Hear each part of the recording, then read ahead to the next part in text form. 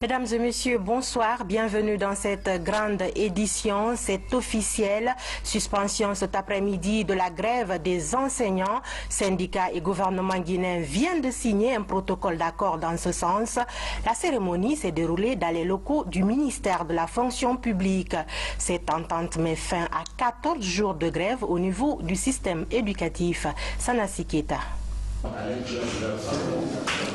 Protocole d'accord entre le gouvernement de la République de Guinée, représenté par M. Damantan Albert Camara, ministre de l'Enseignement technique, de la formation professionnelle, emploi et travail, M. Sekou Kourouma, ministre de la fonction publique, Dr Mohamed Lamine Doumbouya, ministre du budget, Dr Binko Madi Touré, secrétaire général du ministère de l'Enseignement supérieur, Michel Koivogui, secrétaire général du ministère de l'Enseignement technique, de la formation professionnelle, emploi et travail, Mohamed Traoré, chef de cabinet, ministère de la fonction publique. Kelefa Diallo, chef de cabinet, ministère de l'enseignement pré-universitaire. Ousmane Bangoura, CGA, Préma. Alpha Amadou Ba, conseiller modernisation, ministère de la fonction publique. Lansana Kant Kourouma, conseiller, ministère de la fonction publique. Alassane Kaba, conseiller, ministère de la fonction publique. Sekou Doumbouya, DNG PEG, ministère de la fonction publique. Sekou Rouge Kondé, SNCE-PC, ministère de la fonction publique. Djoumé Kamara, IGAP, ministère de la fonction publique. Zaoro Antonio Delamo, DNM SIGRH, ministère de la fonction publique. Abraham Richard Kamano, directeur national du budget. Ibrahima Khalil Diané, DNSI, ministère du budget. Ouerest Ernest Guilavogui, DNASI, ministère du budget. Alissé Sekou Kamara, cabinet, ministère de la fonction publique. Abdrahman Aziz Diallo, chef division, ministère du budget. Momo Bangoura, DNE, ministère de l'enseignement supérieur. Sori Bantou Oulare, chef division solde budget. Mamadou Fofana, CS solde budget. Mohamed Diané, DRH MEPIA. Ali Saliou Keta, DRH, ministère de l'enseignement supérieur. Moussa Assagbe Kondé, attaché de cabinet, ministère de la fonction publique. Doudou Crespin Keta, CS audit, ministère du budget. Mamadou Djoulde Bari, ministère de la fonction publique. Moussa Keta, assistant chef de cabinet, ministère de la fonction publique. Kemoko Keta, assistant, ministère de la fonction publique. Daouda Keta, Sénarec. 2. Les organisations patronales représentées par Hadja Aïssatou Djouma Traoré, présidente CEPEG. Ismaël Keta, président PAG. Sekou Sissé, vice-président CNPG. Elhaj Massa Moussa Sidibé, vice-président CEPEG. Ben Youssouf Diallo, vice-président PAG. 3. L'intersyndicale FSPE-SLEG de l'éducation, représentée par Dr Elhaj Suleiman Sissabane, secrétaire général SLEG. 2. Elhaj Amara Balato Keta, secrétaire général FSPE. 3. Aboubakar Souma, SLEG USTG. Kadiatou Ba, SLEG USTG. Mariama Silla, bureau exécutif FSPE CNTG. Dr Namori Keta, bureau exécutif national SLEG USTG. Emmanuel Bangoura, bureau exécutif national SLEG USTG. Dr Moustapha Touré, bureau exécutif national FSPE CNTG. Ben Soriba Kamara, FSPE CNTG. Lansana Yansane, FSPE CNTG. Demba Bangoura, SLEG USTG. Madi Kamara, FSPE CNTG. Appuyé par les centrales syndicales CNTG-USTG, représentées par Elhaj Ahmadou Diallo, secrétaire général CNTG. Louis Mbemba Souma, secrétaire général USTG. Mamadou Mansarin, secrétaire général adjoint CNTG. Mamadou Abdoulaye Kamara, secrétaire général adjoint USTG. Mamadou Bapate Diallo, CNTG. Sekou Kamara, secrétariat exécutif CNTG. Sekou Kamara, secrétaire exécutif CNTG, Sophie Daniel Kourouma, BE CNTG, Mariama Dalanda Bari, BE USTG, Elhaj Mamadou Alpha Diallo, Fezabag USTG, Maka Sek, secrétaire exécutif CNTG, Mamadouba Souma, secrétaire exécutif CNTG, Elhaj Ibrahima Souli Doumbouya, BE USTG, Elhaj Alpha Mamadou Diallo, BE USTG. Sous la médiation du ministère en charge du travail, représenté par l'inspecteur général du travail, Dr Alia Kamara, assisté de Mme Faber Zenab Kamara, inspectrice générale adjointe du travail, et de M. Amara II Kamara, assistant. Faisant suite à l'avis de grève du 30 janvier 2017 de l'intersyndicale FSPE SLEG de l'éducation, et après une ultime et sage intervention de M. le Président de la République sur l'ensemble des points inscrits dans le dit avis, les parties ont convenu de ce qui suit. Grand 1, de l'application de certaines résolutions du protocole d'accord du 19 février 2016. Petit a, de la revalorisation des faibles pensions. Les parties reconnaissent que ce point est réglé suite au décret D 2017-042 PRG-SGG du 17 février 2017 portant révision du taux du minimum vital en faveur des faibles pensions à hauteur du SMIC, 440 000 francs. B, petit b, de la revalorisation des pensions civiles des agents de l'État. Le gouvernement s'engage, à travers les ministères en charge des finances et du budget, à mettre à la disposition du ministère de la fonction publique les 30 milliards de francs guinéens reversés au Trésor public suite à l'assainissement du fichier de la fonction publique par la biométrie. Ce montant est destiné à l'enrôlement des fonctionnaires en attente, l'assainissement des fichiers des pensionnés et des contractuels temporaires. L'étude actuariale prévue par la CNPSAE a démarré fin avril 2017. C. De l'indemnité de départ à la retraite. Et suite à l'avenant du 24 mai 2016 sur cette question, le gouvernement s'engage à soumettre immédiatement au président de la République le projet de décret instituant l'indemnité de départ à la retraite en République de Guinée fixée à hauteur de 2 mois de salaire. Grand 2. Des revendications de l'intersyndicat de l'éducation FSPE-SLEG 2017. Petit a, du maintien de l'ancienne valeur monétaire du point d'indice à 1030 au lieu de 751. Après de larges explications entre les parties sur les conséquences du maintien de la valeur monétaire du point d'indice à 1030, entraînant une augmentation supplémentaire de 40%, les parties s'accordent de remettre cette question lors des négociations tripartites de septembre 2017. À cet effet, une commission tripartite composée des experts nationaux sera mise en place pour mesurer l'impact de cette demande. Cette commission sera appuyée par une expertise internationale spécialisée en questions salariales. La commission sera mise en place au plus tard fin mars 2017. B. Du maintien de tous les fonctionnaires rétrogradés lors de la transposition dans leurs anciens grades. À la suite des explications détaillées fournies par la partie gouvernementale, justifiant qu'il n'y a pas eu de rétrogradation dans la transposition des anciennes aux nouvelles grilles indiciaires, le gouvernement s'engage à examiner et à corriger tous les cas justifiés. C. De la prise en compte effective de l'ancienneté dans la transposition. Le gouvernement accepte de prendre en compte l'ancienneté dans la transposition. À cet effet, il s'engage à identifier les fonctionnaires concernés par tranche d'ancienneté de 10 à 14 ans, de 15 à 19 ans, de 20 ans et plus à diplôme égal, et à faire des bonifications de grade et d'échelon en faveur des fonctionnaires de toute hiérarchie ayant atteint le plafond de leur hiérarchie respective avant la transposition et ceux des hiérarchies B2, A2 et A3 qui ont été rattrapés au moment de la transposition.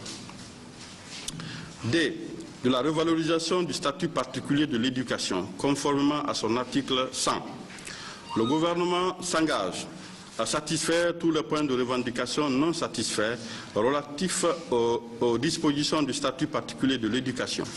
À cet effet, les parties s'accordent de revaloriser les primes et indemnités comme suit.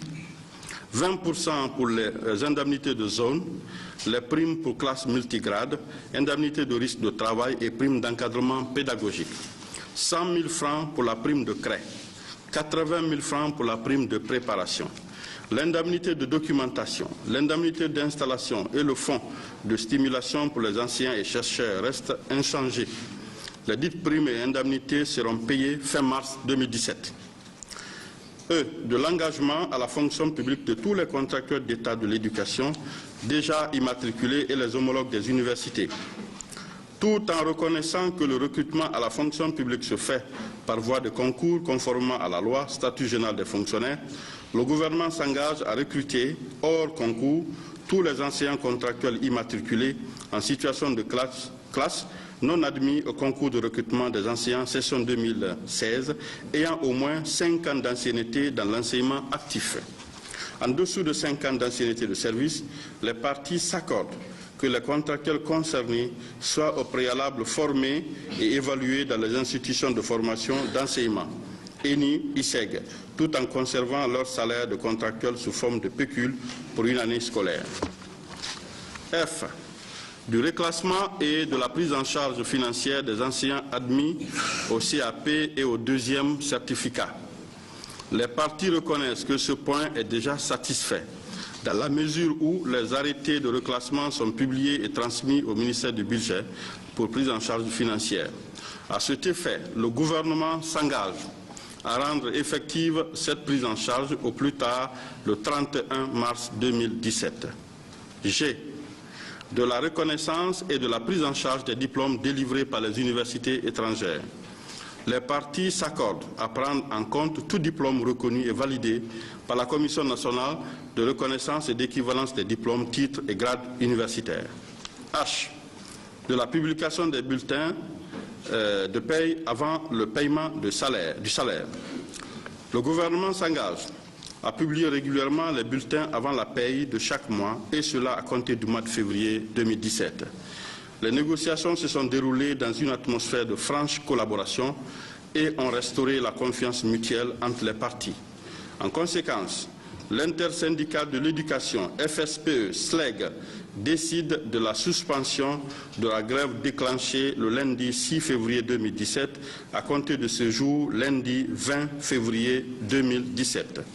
Enfin, les parties s'accordent de mettre en place une commission tripartite de suivi de l'application des points d'accord du présent protocole, fait à Conakry le 20 février 2017, et ont signé pour l'intersyndical le secrétaire général du SLEG, Dr Souleymane Sissavané, le secrétaire général de la FSP, El Haj Amara Balato Keta, pour l'intercentrale CNTG-USTG, secrétaire général CNTG, El Haj Amadou Diallo, secrétaire général USTG, Louis Mbemba Souma. Pour le patronat va signer évidemment. Pour le gouvernement, le ministre de l'Enseignement technique, de la formation professionnelle du travail et de l'emploi, Damantan Albert Camara. Le ministre du Budget, Dr Mohamed Lamine Doumbouya. Pour la médiation, Dr Alia Camara, inspecteur général du travail. On peut applaudir.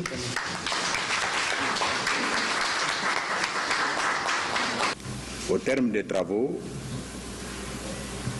nous pouvons annoncer sans embâche que la grève que nous avons déclenchée est suspendue. Et nous donnons rendez-vous au mois de septembre pour les négociations sur la suite concernant la grille salariale. Je vous remercie.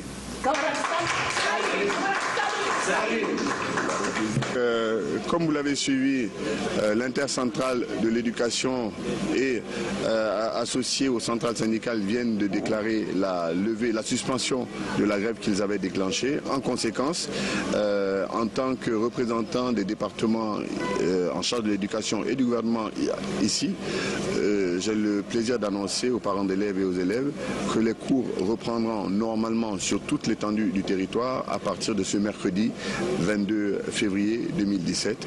Les dispositions sont en train d'être prises pour que demain le calme revienne dans la cité et que les enseignants et les élèves s'apprêtent à rejoindre leur salle de classe. Donc, confirmation, les cours reprendront normalement sur toute l'étendue du territoire à compter de mercredi 22 février 2017.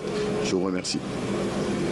À ce propos, justement, ce communiqué des ministres en charge de l'éducation, suite au protocole d'accord signé entre le gouvernement et l'intersyndicale de l'éducation et à la suspension du mot d'ordre de grève qui s'en est suivi, les ministres en charge du système éducatif informent l'ensemble des parents d'élèves, les enseignants, les élèves, les étudiants et les partenaires en éducation que les cours reprendront le mercredi 22 février 2017 à 8 h sur toute l'étendue du territoire national. Les ministres saisissent cette opportunité pour rassurer les acteurs et partenaires de tous les ordres d'enseignement que des dispositions pédagogiques sont prises pour récupérer l'ensemble des jours de cours perdus. Ils réaffirment leur détermination à suivre l'exécution correcte des différents programmes d'enseignement et de s'assurer de leur achèvement dans les conditions requises. Les autorités des structures déconcentrées de l'éducation sont chargées de l'application correcte et diligente des présentes dispositions. Conakry, le 20 février 2017, ont signé Dr Ibrahima Kourouma, Damantan Albert Camara, Abdoulaye Yero Baldi.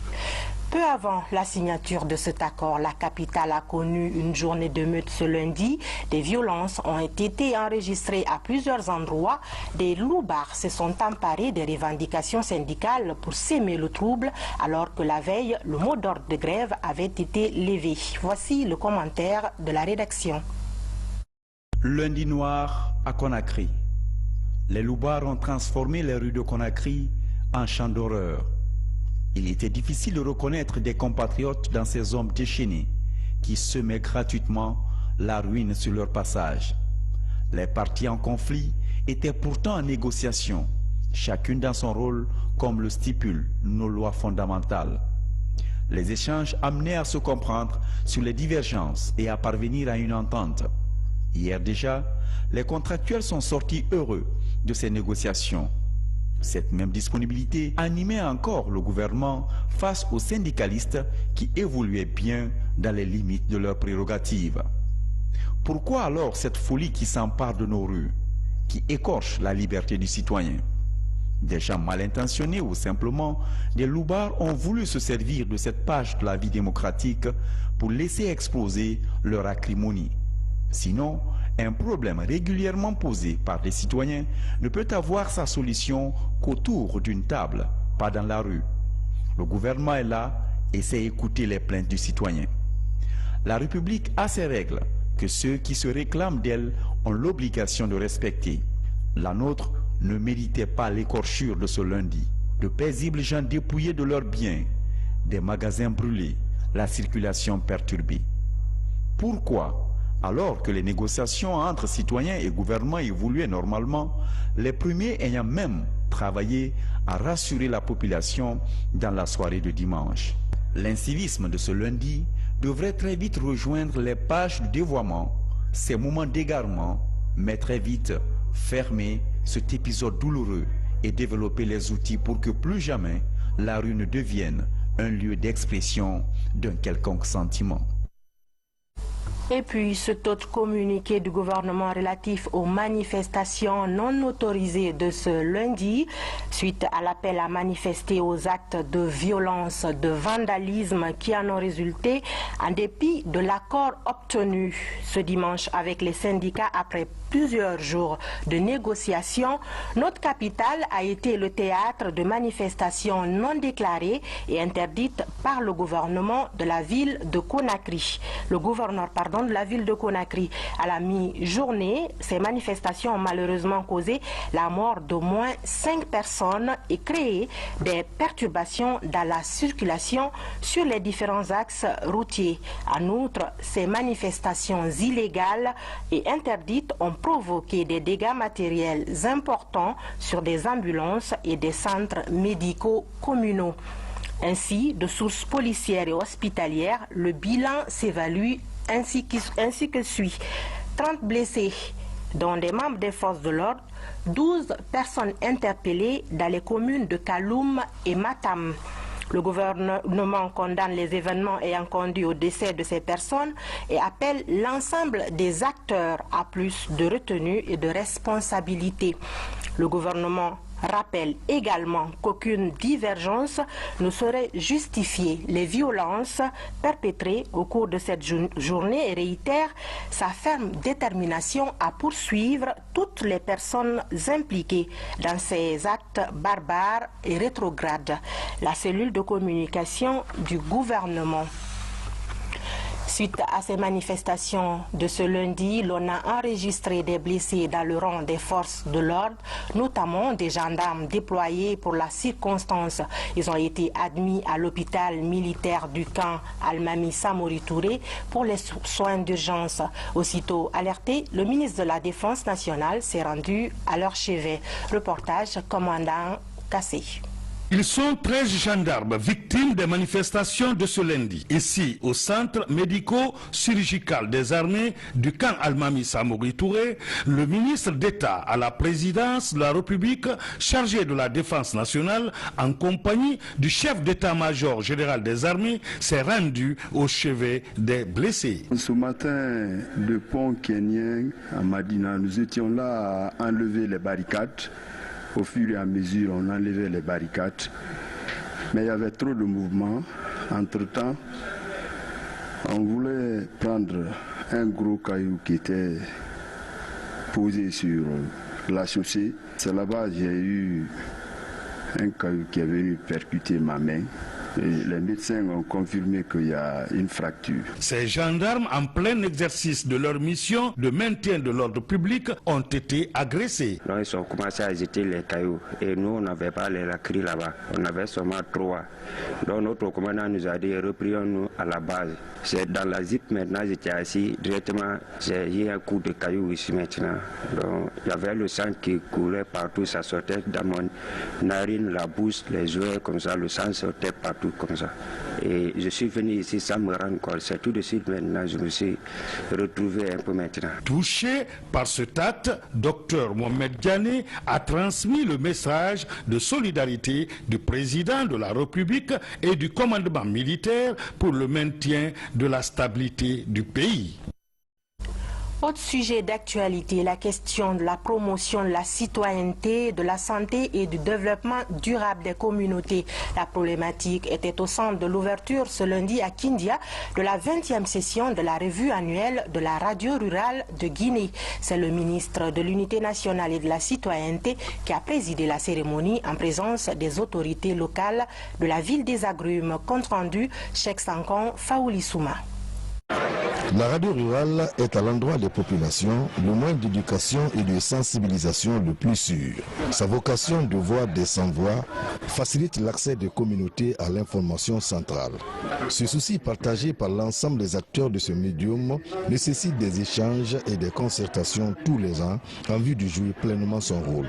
Pour cette 20e session, les 34 stations sont présentes à Kindia pour porter un regard sur leur fonctionnement. La tenue de cette revue annuelle me donne l'espoir que les débats qui sanctionneront les travaux permettront à coup sûr d'aboutir à des changements de comportement et de mentalité de vous, journalistes, et de tous les citoyens face aux responsabilités individuelles et collectives qui nous interpellent tous. Le directeur général de la radio rurale de Guinée, tout en se félicitant de l'appui des partenaires, a posé le diagnostic. Par rapport aux différentes recommandations déjà consignées dans le document de la revue, notre grille encore présente des lacunes. Et souvent, les improvisations ont libre cours. La conception et la réalisation de la diffusion des émissions ne sont pas, dans la plupart des cas, dans les règles de l'art.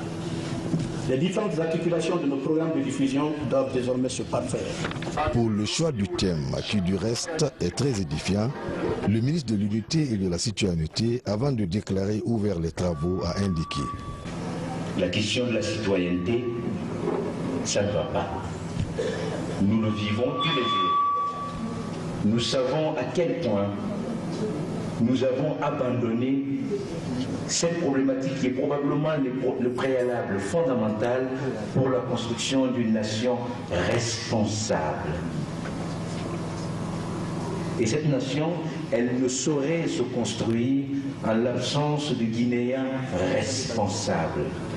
La prestation de ces danseuses de la troupe Benda, suivie de bénédiction de l'imam de Kindia, a été le point final de cette cérémonie qui devrait laisser place aux travaux de groupe ici à Kindia. L'actualité, c'est aussi le match que le Orea Athletic Club a livré hier dimanche au stade du 28 septembre contre l'US Gorée du Sénégal. Après un match nul à l'aller, le Orea a pu s'imposer hier sur le score de 2-1. Un match qui s'est joué au compte des préliminaires de la Ligue des champions d'Afrique. Reportage Abdoulaye Diallo. Après leur match nul fermé à l'aller il y a une semaine, aucune des deux équipes n'était qualifiée pour le tour suivant. Dès l'entame du jeu, le Orea s'est jeté dans la bataille avec l'ambition de marquer aussitôt. Avec son 4-3-3 habituel, l'équipe de Victor Junca s'est créé des occasions mais sans pour autant les concrétiser. En face, on retrouve l'US Gorée, tactiquement discipliné et qui réussit à contenir l'adversaire. Les visiteurs vont ouvrir le score à la 38e minute grâce à Moussa Gueye qui profite d'une rétroupasse d'Ibrahim Aminata Kondé pour tromper Khadim Ndiaye. 1-0 pour les Goréens.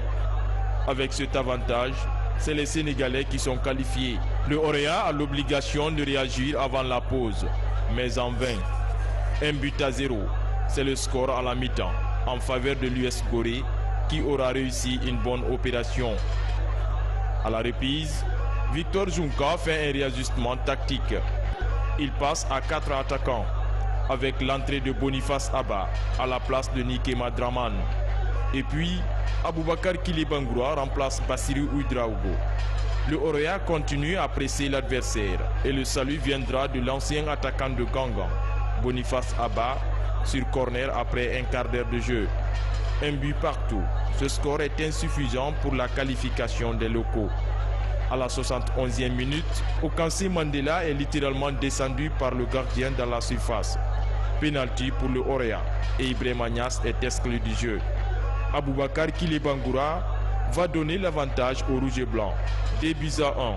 Les supporters exultent. À 10 contre 11, l'US Gorée va souffrir pour le reste du temps. C'est sur ce score que l'arbitre va siffler la fin de la partie. Le président de l'US Gorée a fait preuve de fair play à l'endroit de l'adversaire. Qu'on a perdu, c'est le football. Et nous sommes en Afrique, je pense que c'est ce que je peux dire. Ça n'a aucun côté péjoratif ni quoi que ce soit. Je souhaite bonne chance à Orea. Ils ont gagné chez eux, nous aurions dû le faire chez nous, c'est comme ça. Victor Junca s'est félicité de l'entrée en jeu des deux buteurs du match. Il a également reconnu l'effort des autres joueurs. Il a joué 25 minutes, il a bien joué, il a marqué un but. Moi, ce qui m'importe, vous savez, c'est que l'équipe gagne. Je vous l'ai dit dans la conférence de presse, peu importe les gens qui sont sur le terrain, il faut les encourager, il faut qu'on soit derrière eux pour qu'on fasse des résultats. Après ce cap, le Orea AC va croiser l'Espérance de Tunis, l'un des gros morceaux du football africain. Le champion de Guinée est donc prévenu. Fini cette édition. Merci de l'avoir suivi. Très bonne suite de programmes télévisés sur la RTG Coloma.